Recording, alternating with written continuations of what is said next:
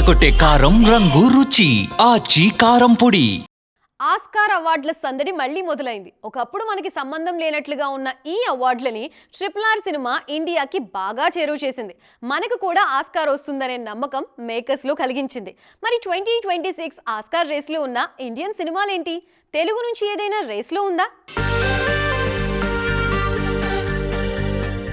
2 ఏళ్ల కింద RRR పుణ్యమా అని ఆస్కార్ అవార్డులపై ఇండియాలో కూడా క్రేజ్ పెరిగింది. అప్పటి వరకు హాలీవుడ్ కు మాత్రమే ఆస్కార్ వస్తుందని నమ్మిన వాళ్లకు మనం కూడా రేస్లో ఉన్నామని గుర్తు చేసిన సినిమా RRR. గతేడాది ఆస్కార్లో మనకు నిరాశ ఎదురైనా 2026 రేసులో మాత్రం ఓ ఇండియన్ సినిమా ముందడుగేసింది. ఇండియా నుంచి హోమ్ బౌండ్ ఆస్కార్కు షార్ట్ లిస్ట్ అయింది.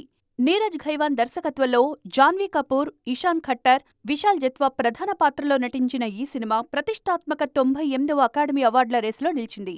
ఉత్తమ అంతర్జాతీయ ఫీచర్ ఫిల్మ్ కేటగిరీలో ఈ సినిమాను షార్ట్ లిస్ట్ చేసినట్లు అకాడమీ ప్రకటించింది.